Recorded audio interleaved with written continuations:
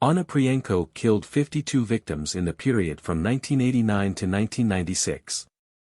To know the story of his life and to know the details of his crimes and his trial, stay with us until the end of the video and do not forget to share your opinion. He was born on July 25, 1959 in Lasky, Zhytomyr region, Ukraine. Onoprienko's mother died while he was still young and he was sent to an orphanage while his brothers stayed at home with their father. Onoprienko later claimed that he still felt angry about this injustice, and said that around this time he began hearing voices in his head telling him horrific violent things. Onoprienko was somewhat of a sailor, at one time a sailor who also studied forestry.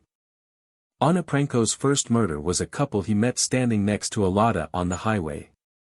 Out of his desire, he stopped his car, returned to where they were parked, and shot them in cold blood.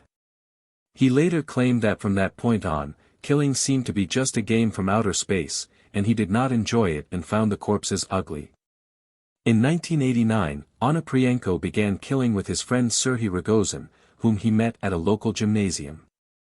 Their first crime was when they broke into a house in Bratkovce to steal valuables. Their owners caught them and their response was to kill the family, consisting of 2 adults and 5 children, to avoid having any witnesses to their crime. Onoprienko claimed that he broke up with Rogozin after a few months but continued killing. When Onoprienko found a family of 5, including an 11-year-old boy, sleeping in their car, he shot them at close range. He did not know what to do with their bodies, so he sat with them in the car for 2 hours before burning them. His general formula for the crime would be to choose a secluded house, break into it, steal what valuables he could, and then kill the entire family, as well as any witnesses he encountered. His methods were violent. He blew down doors on houses, shot adults with a 12-gauge shotgun at point-blank range, raped women and beat children with metal objects. After taking money, jewelry, stereo equipment and other items of value, he would set the house on fire to destroy any evidence. On December 24, 1995, he broke into the Zachenko family home in Garmarnia, central Ukraine. Using his double-barreled sawed-off shotgun, Onoprienko killed the forestry teacher, his wife and 2 young sons before leaving with the stolen jewelry and clothes and setting the house on fire. A few days later, Onoprienko shot and killed a family of 4 in the Lviv region, before burning their house. A man spotted him as he was fleeing the scene, so Onoprienko shot him dead. Less than a month later, on January 6, 1996, 3 more people were killed in 3 separate incidents. Onoprienko stopped his car near the Berdyansk-Dniprovskaya highway. He unloaded other cars as if he needed help, and when they stopped, he shot their passengers. They were Kasai, a naval officer, Savitsky is a taxi driver and Kuchergina is a cook. On January 17, 1996, Onoprienko drove to Bratkovce and broke into the pilot family home. He shot 5 people, including a 6-year-old boy, before setting the house on fire. He was seen by 2 witnesses, Konzila, 27 years old, a railway worker, and Zakharko, 56 years old, who shot and killed him. In Vastova, Kievskaya Oblast, on January 30, 1996, Onoprienko fatally shot Marasina, a 28-year-old nurse, her 2 young sons, and a 32-year-old visitor, Zagranikny. On February 19, 1996, Onoprienko broke into the Dubchak family home in Olivsk, Zhytomyr region. He shot the father and son and beat the mother and daughter to death with a hammer. He drove to Malina, Lviv Oblast, where he broke into the Bodnarchuk family home on February 27, 1996. He shot the husband and wife, killed the 2 daughters, aged 7 and 8, with an axe and shot a neighbor named Tsalek. Onoprienko traveled to Busk, outside Bratkovce, on March 22, 1996, where he killed the Novosad family of 4 and set fire to their house to destroy the bodies. Onoprienko claimed that this was his last murder. During this continuous massacre of families in the villages of Bratkovce and Bochek over a period of 3 months, Onoprienko was called the Destroyer and Citizen O. Some sources say he killed 43 people in 6 months, while others put the number at more than 50 people in 3 months. Whatever the actual total, it is certain that Onoprienko was a serial killer out of control. For me, killing people is like ripping a quilt. Men, women, the elderly, children, they are all the same. I have never felt sorry for those I killed. No love, no hate, just blind indifference. I see them not as individuals, but as masses. In March 1996, Ukrainian police launched a nationwide manhunt for the killer, involving 2,000 police and more than 3,000 soldiers, with a particular focus on where the murders occurred in western Ukraine. In an unfortunate turn of events during the police investigation, an innocent man, Yuri Mozola, 26, was taken into custody for questioning as a suspect in several murders. For 3 days, he was detained, burned, beaten, and given electric shocks to force him to confess. Mozola refused to confess to something he had not done, and died during torture. The 6 members of the Ukrainian Secret Service, along with a representative of the Prosecutor General's office, who tortured Mozola and were responsible for his death, were sentenced to short prison terms. Around this time, Onoprienko asked one of his cousins, Pyotr Onoprienko, if he could stay with him for a while. Pyotr agreed but became worried when he found Onoprienko's armory in the house. Pyotr confronts him and Onoprienko becomes very angry and threatens Pyotr and his family. A worried Pyotr asked him to leave and Onoprienko moved in with his girlfriend Anna, a hairdresser, and her 2 children. Still concerned by Onoprienko's threats, Pyotr Onoprienko approached the police to tell them about the cache of weapons he had found. He spoke to Deputy Police Chief Sergei Kryakov and informed him that Onoprienko lived with his girlfriend in the nearby town of Zhytomyr. Kryakov became interested when he learned that a 12-gauge shotgun, one of the weapons recently used in a local murder, was the same type of gun that had been reported stolen in the Zhytomyr region. This may be a thread to link Onoprienko to at least some local murders. Trial. Onoprienko's trial was postponed because, according to Ukrainian law, the defendant is obliged to read all the evidence against him before the start of the trial. In the Onoprienko case, there were more than 99 volumes of photographic evidence of his crimes, which he looked at in his spare time, in no hurry to go to trial. Another factor delaying the trial was the fact that Ukrainian law also requires the court to pay travel and accommodation costs. Costs of witnesses called.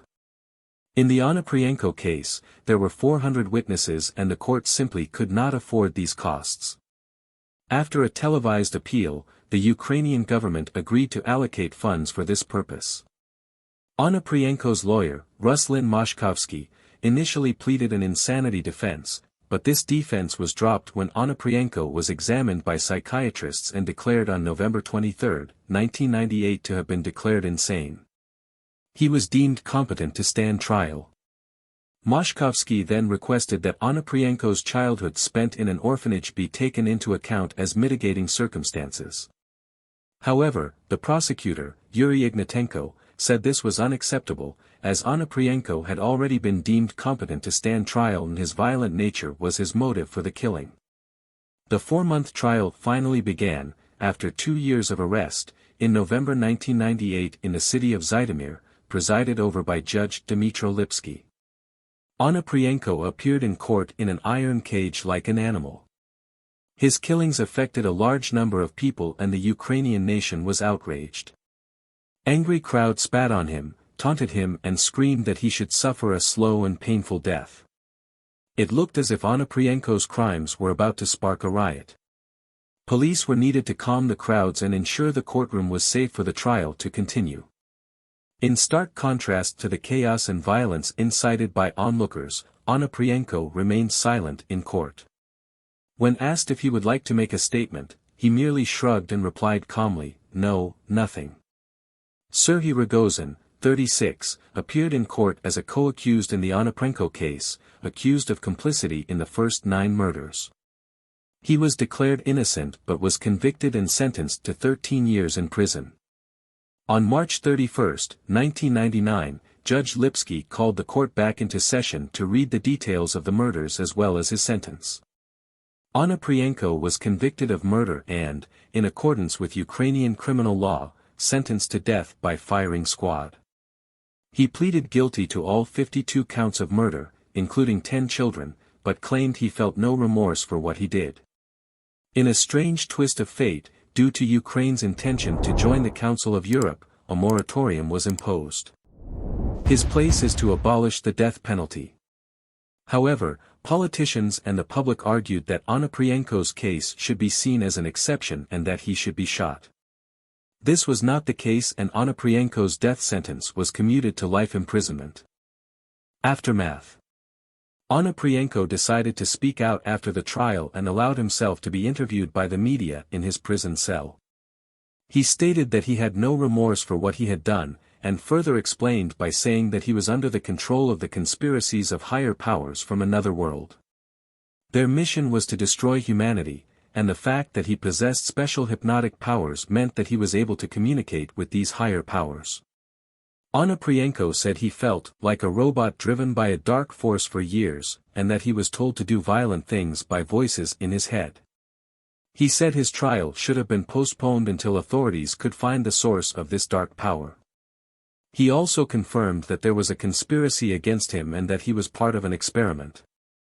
He claimed to love all people, including his victims, explaining that he would have killed his son if commanded by higher powers. In an extensive interview with the London Times, Onoprienko spoke about the first time he was killed. He was in his early 20s and shot a deer in the woods. The sight of the dead animal disturbed him and he felt sorry for it, but that was the first and last time he felt that way about killing. Killing people became like hunting for him. He would sit at home bored and be stunned by the idea of going out to kill. Horrifyingly, Onoprienko believes he should have been executed, because if he were released from prison, he would start killing again. But this time it will be worse, 10 times worse. The desire is there. I seize this opportunity because I have been prepared to serve Satan. After what I learned there, I have no competitors in my field. If I am not killed, I will escape from this prison, and the first thing I will do is find Kukma, the Ukrainian president, and hang him from a tree by his testicles. Serial Killers and Their Victims, 2004, by criminologists Amanda Howard and Martin Smith. Oh. Arrest. Kryakov turned to Police Chief General Bogdan Romanuk at Lviv Police Headquarters on April 7, 1996 for advice. General Romanuk ordered Kryakov to immediately form a task force and search Onoprienko's apartment. On April 16, 1996, Kryakov and his staff of more than 20 investigators and patrolmen drove unmarked police cars to Onoprienko's residence. They surrounded the building on Ivana Kristelia Street and blocked the entrances. The police knocked on the door and Onoprienko inadvertently opened it, thinking it was his girlfriend and her children returning from church. The police handcuffed him and began searching the apartment. In the living room, they found a stereo of the same name that had been reported missing from the home of the family killed on March 22, 1996 in Basque. It was later confirmed by matching the serial number that it was the same person stolen from the murdered family's home. The task force also discovered a gun in Onoprienko's possession which was later matched to a murder scene in Odessa. Onoprienko was arrested and detained while investigators conducted a more thorough search of the apartment. They found over 120 items associated with various unsolved murder cases, including a 12-gauge shotgun. In addition, Onoprienko's girlfriend was found wearing a ring he stole from one of his victims. Onoprienko waived his right to a lawyer and was initially uninterested in speaking to police, saying he would only speak to a general. Kryakov was forced to summon the chief investigator Bogdan Tislia to interrogate Onoprienko. While in custody, Onoprienko first admitted to stealing the 12-gauge shotgun found at the time of his arrest, then using it in a murder in 1989. He then said he used it in 8 murders between 1989 and 1995. Investigators with his friend and partner Serhiy Rogozin. Onoprienko denied the other charges but admitted to committing a murder that lasted 6 years and involved 52 victims. He explained to the police that he was told to commit these murders by voices he heard in his head. If you liked the video, do not forget to subscribe, like, and activate the bell to receive complete crime stories, and do not forget to share your opinion with us in the comments.